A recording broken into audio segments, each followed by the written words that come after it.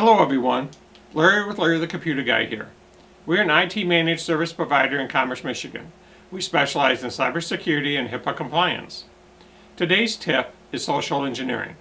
Social engineering is big business, so what is social engineering? Well, it's figuring out who you are and then using that information to make money off it.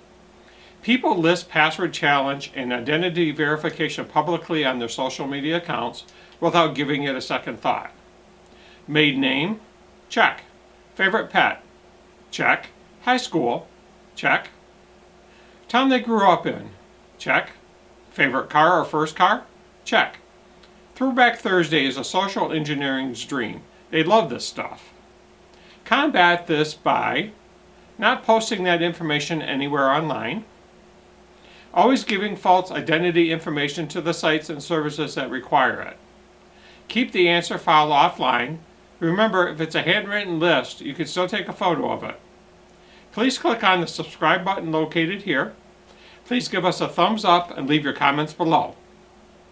Please follow the government's recommendation on social gathering. Stay safe out there.